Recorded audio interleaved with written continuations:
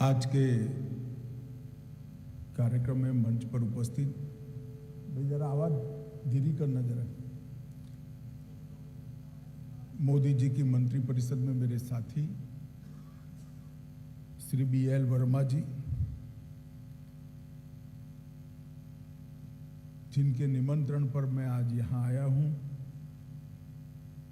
ऐसे नेपकार्ड के अध्यक्ष भाई डॉलर कुटेजा जी, इफ्को के चेयरमैन और सालों से, दशकों से सहकारिता आंदोलन के साथ जुड़े हुए वरिष्ठ सहकारिता नेता श्री दिलीप संघानी जी, क्रिप्को के चेयरमैन और उत्तर प्रदेश के सहकारिता आंदोलन को गति देने वाले भाई चंद्रपाल सिंह जी, श्रीमान रविंद्रन जी, और आज के कार्यक्रम में देश भर से कृषि और ग्रामीण विकास बैंकों के उपस्थित सभी अध्यक्ष महोदय, सभी डायरेक्टर और सहकारिता के अलग अलग राष्ट्रीय संगठनों के पदाधिकारी, आप सभी को नेपकार्ड के इस राष्ट्रीय सम्मेलन के अवसर पर मिलकर बहुत हर्ष और आनंद की अनुभूति होती है। मित्रों, आज सबसे पहले मैं नेपकार्ड के चेयरमैन डॉलर भाई, जो अभी अभी चेयरमैन बने हैं, उनको बहुत बहुत शुभकामनाएं देना चाहता हूं। वैसे तो डॉलर भाई मेरे पुराने मित्र हैं, मैं अच्छे से उनको जानता हूं। कम बोलना, ज्यादा काम करना, जो करना वो कंक्रीट करना और सातत्यपूर्ण तरीके से करना, ये उनकी विशेषता है। इनके स्वभाव का फायदा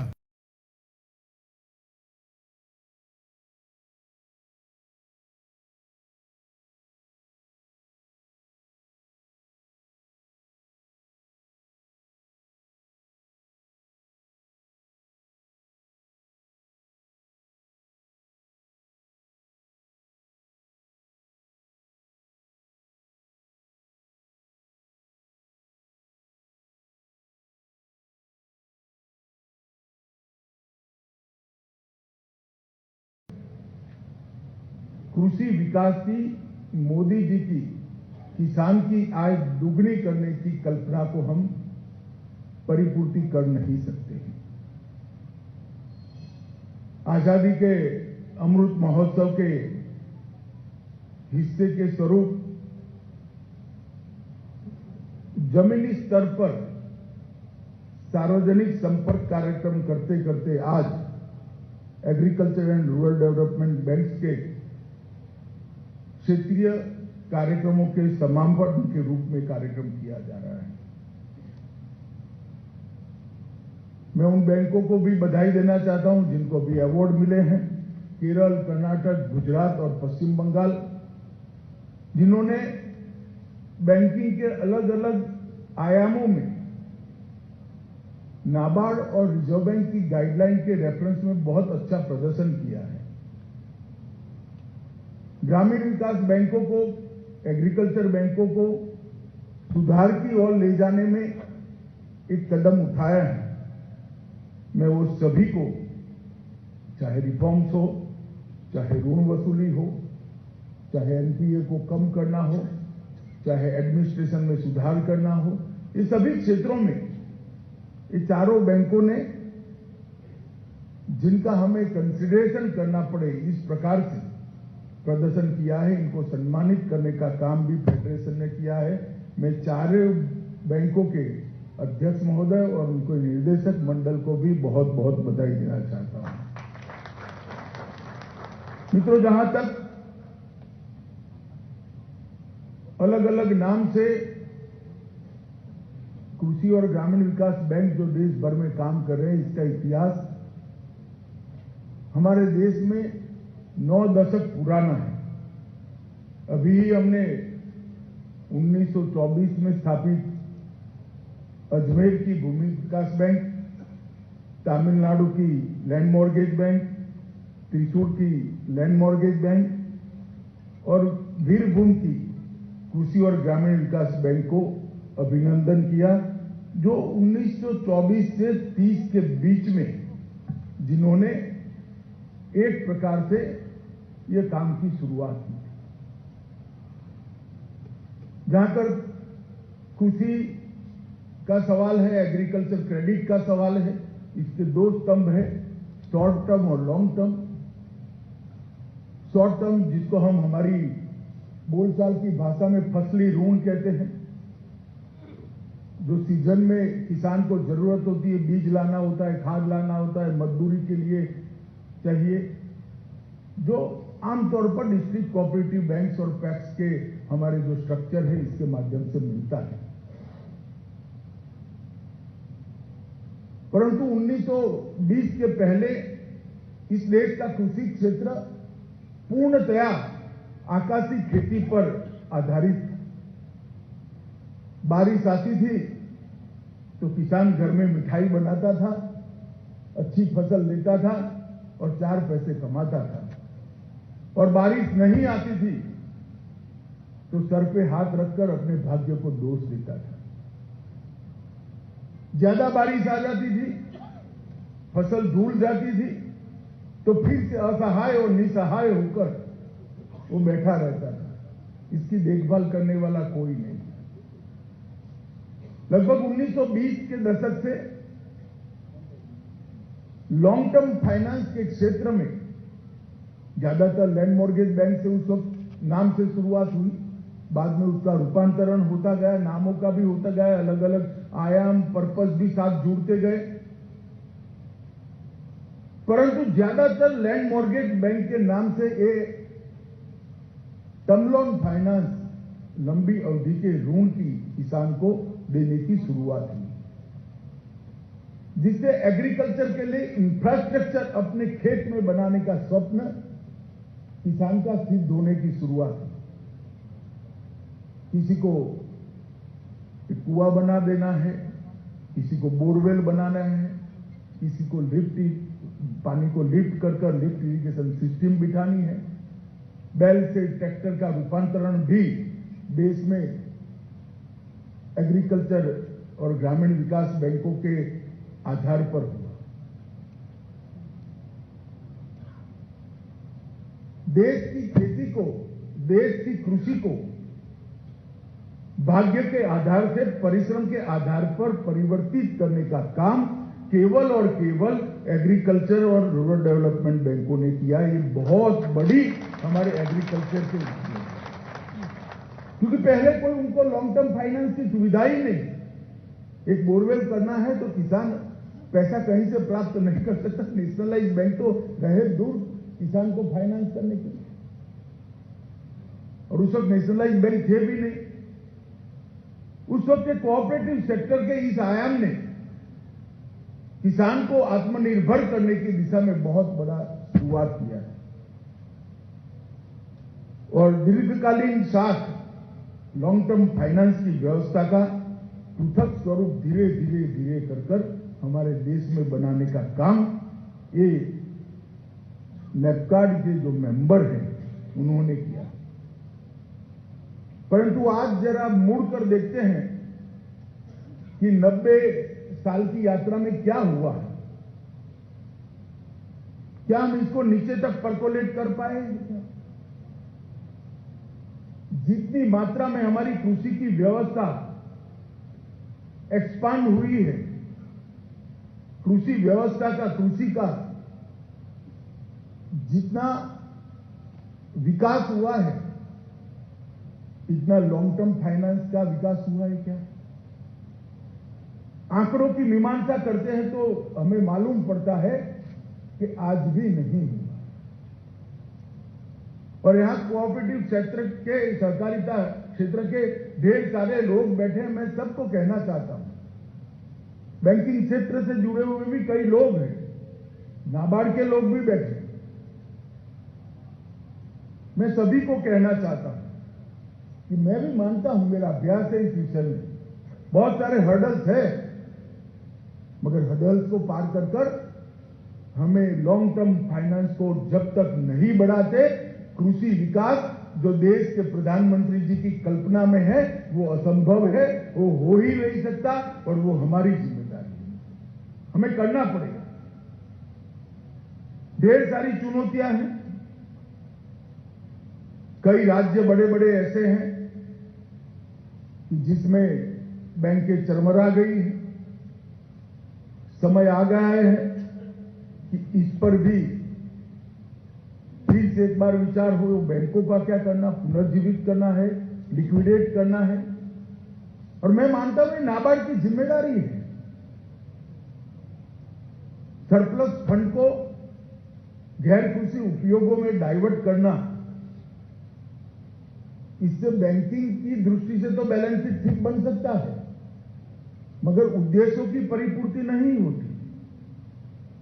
नाबार्ड के उद्देश्यों की परिपूर्ति तभी होती है कि एक एक पाई जो उपलब्ध है वो ग्रामीण विकास और कृषि के क्षेत्र में ही फाइनेंस हो, रीफाइनेंस हो और इसके बढ़ावा।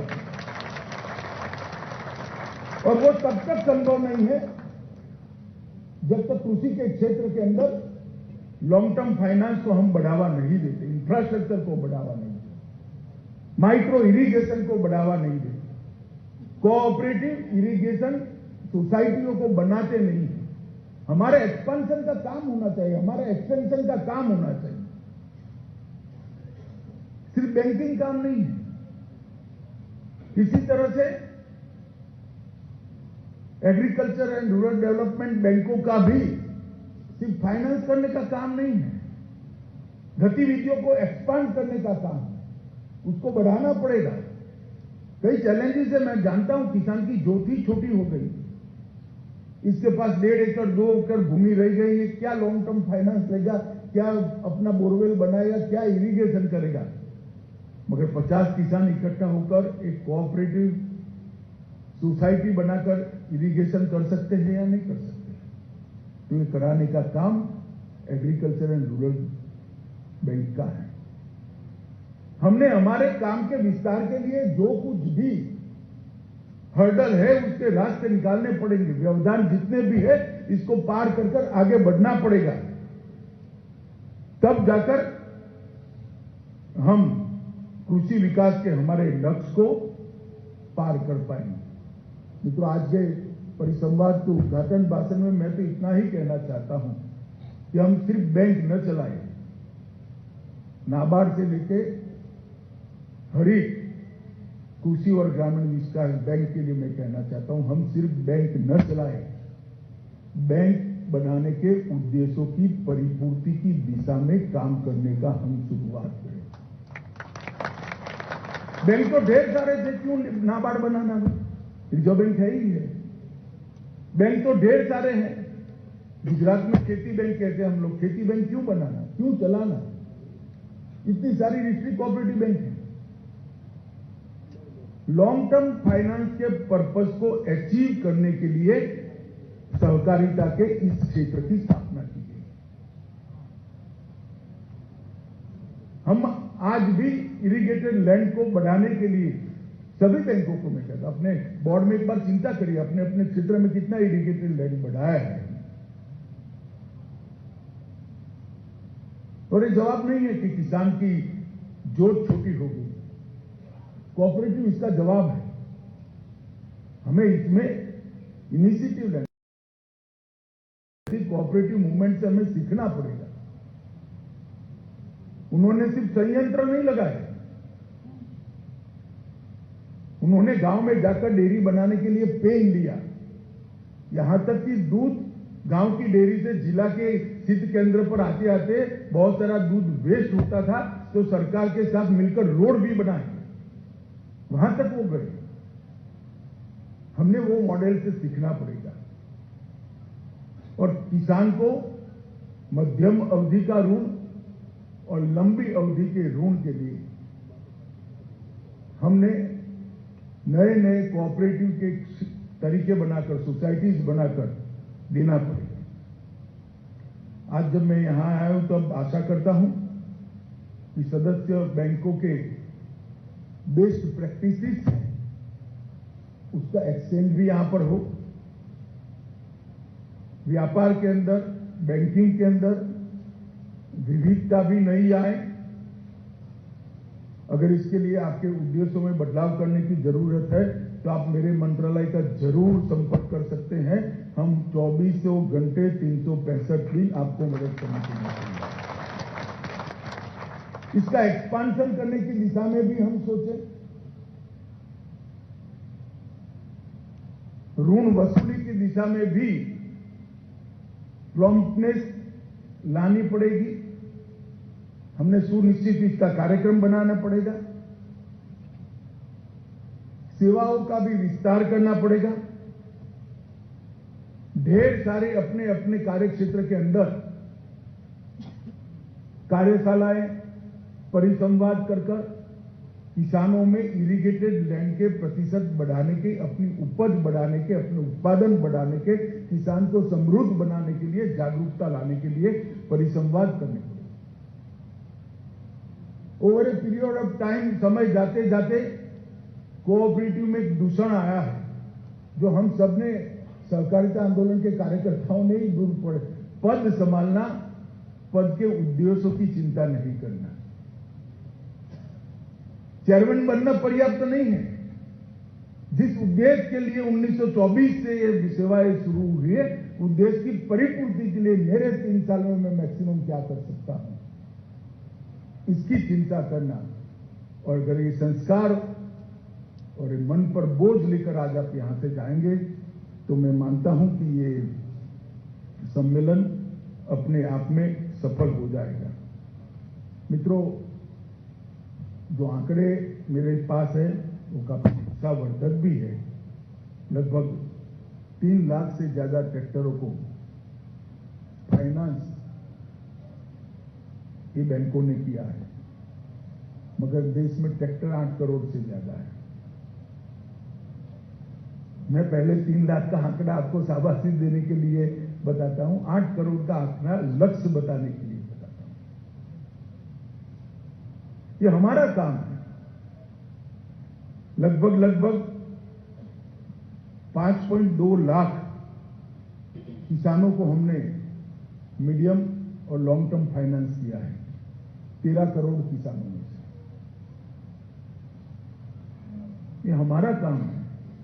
कोऑपरेटिव सोसाइटी का हम संपर्क करें, उसकी सोसाइटी में पैक्स के अंदर जो किसान लॉन्ग टर्म फाइनेंस लेना चाहता है उसको हमारी बैंक के साथ कोऑपरेटिव सोसाइटी लेकर आए। इस प्रकार की यंत्रणा हमने करनी पड़ेगी, इस प्रकार की व्यवस्था करनी पड़ेगी। मित्रों, ढेर सारी नए रिफॉर्म कई बैंकों ने किए हैं, स्वागत योग्य है। मगर मेरा आग्रह है कि डॉलर भाई जब चेयरमैन बने तो फेडरेशन का दायित्व तो है कि रिफॉर्म्स बैंक स्पेसिफिक न रहे, रिफॉर्म सेक्टर, पूरे सेक्टर के लिए। एक बैंक अच्छा काम करता है, फेडरेशन का काम है कि उसकी सारे बैंकों को, देश की सभी बैंकों को इसकी जानकारी देकर वहां पर परकोलेट करने का काम है। बैंक स्पेसिफिक रिफॉर्म सेक्टर को नहीं बदल सकते। सेक्टर के अंदर रिफॉर्म हो गए तो सेक्टर अपने आप बदल जाएगा, और सेक्टर बदल जाएगा तो सहकारिता बहुत मजबूत हो जाएगी। कुआं, पंप सेट, ट्रैक्टर, भूमि विकास, हॉर्टिकल्चर, मुर्गी पालन, मत्स्य पालन, कई सारे क्षेत्र है जो आपके काम के अंदर समाहित है। लिफ्ट इरिगेशन स्कीमें, कोऑपरेटिव इरिगेशन सोसाइटियां, मगर उसका एक्सटेंशन करने की जिम्मेदारी हमारी है। हमें इसको आगे बढ़ाना पड़ेगा, तब जाकर जिस उद्देश्य के साथ किसी दूरंदेशी व्यक्ति ने ये महत्वपूर्ण सहकारिता इकाई की शुरुआत की होगी, उसके उद्देश्यों की परिपूर्ति होगी। विशेषकर एग्रीकल्चर फाइनेंस में चाहे शॉर्ट टर्म हो, लॉन्ग टर्म हो, देश के कई हिस्से एक दृष्टि से देश लकवाग्रस्त हो गया है। कई जगह एक्टिविटी बहुत अच्छी चलती है, कई राज्यों में बिल्कुल बिखर गई। आज मध्य प्रदेश जैसे राज्य के अंदर एग्रीकल्चर बैंक नहीं, बिखर गया था, बिहार में बिखर गया। हमने इसको पुनर्जीवित करना पड़ेगा। और जो किसान लाचारी से अपर्याप्तता का भोग बना है, भुक्तभोगी बना है, इसको सहकारिता क्षेत्र ने उंगली बढ़ाकर, उंगली पकड़कर आर्थिक विकास के रास्ते पर चढ़ाने का काम करना है। पूंजी की अपर्याप्तता नहीं है, फाइनेंस करने की हमारी व्यवस्था और हमारे इंफ्रास्ट्रक्चर चरमरा गए, उसको पुनर्जीवित करना पड़ेगा, उसको फिर से एक बार बनाना पड़ेगा। और हर राज्य के बैंक ने अपने राज्य के ऐसे क्षेत्र को चिन्हित करना पड़ेगा, वहां पैक्स के सम्मेलन करने पड़ेंगे, वहां डिस्ट्रिक्ट कोऑपरेटिव बैंक के साथ जॉइंट फाइनेंस की सिस्टम भी आप कर सकते हैं, कई सारी चीजें कर सकते हैं। और चिंताला जी यहां उपस्थित है, मैं तो चाहूंगा नाबार्ड भी इस दिशा में एक्सटेंशन और एक्सपांशन की एक विंग बनाए, जिससे देश के अंदर जिन किसानों को मध्यमकालीन और लॉन्ग टर्म फाइनेंस चाहिए उसको मिल पाए, संस्थागत कवरेज को पर्याप्त बनाना इस समय की मांग है। मित्रों, मैं एक आंकड़ा इसलिए कहना चाहता हूं कि हमेशा long term finance short term finance से ज्यादा होना चाहिए, तभी जाकर क्षेत्र का विकास होता है। ये मूल सिद्धांत है फाइनेंस का, बैंकिंग का। लॉन्ग टर्म फाइनेंस जितना ज्यादा होगा, शॉर्ट टर्म फाइनेंस जितना कम होगा, इतनी व्यवस्था तंदुरुस्त होगी, शॉर्ट टर्म फाइनेंस अपने आप बढ़ जाएगा। 25 साल पहले हमारे यहां long term finance agriculture finance का 50% था। 50% भी पर्याप्त नहीं है, मगर 50% था। और 25 साल के बाद ये हिस्सा घटकर 25% हो गया है। हमें इसकी चिंता करनी चाहिए। असम, महाराष्ट्र, मध्य प्रदेश, उड़ीसा, पूरा खाका हमारा ढांचा चरमरा गया है। फेडरेशन ने इसकी चिंता करनी चाहिए। वर्तमान में सिर्फ 13 राज्यों में कृषि और ग्रामीण विकास बैंक अपेक्षाकृत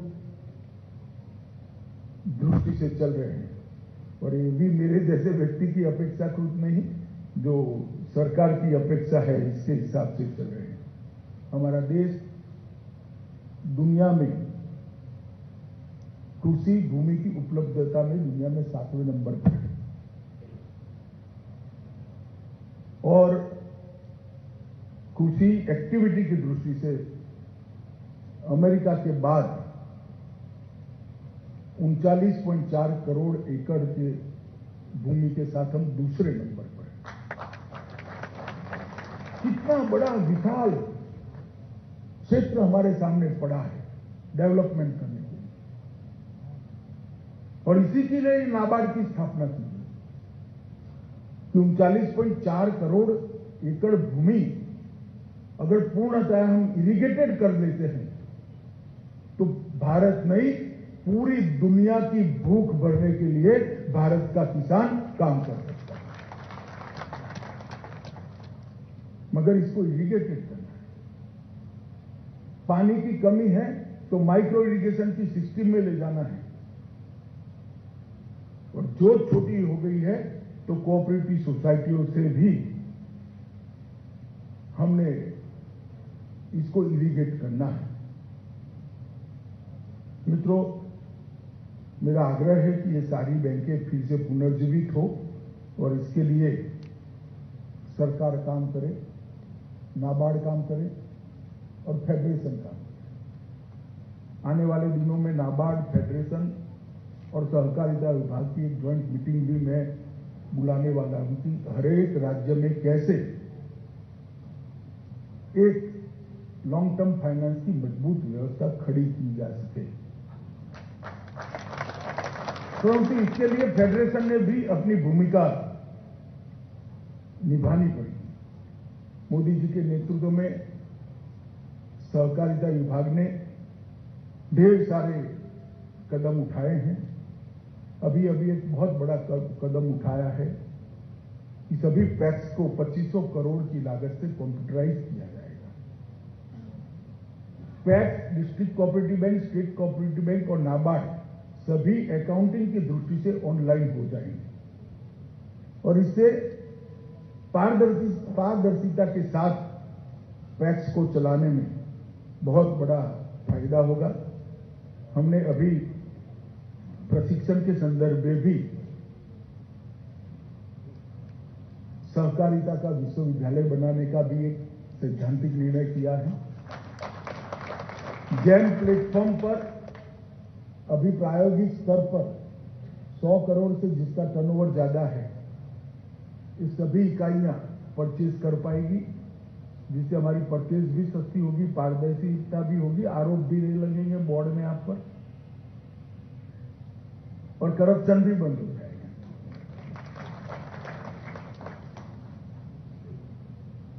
सहकारी डेटाबेस ही नहीं है। जब तक डेटाबेस नहीं है, एक्सपेंशन का सोच ही नहीं सकते।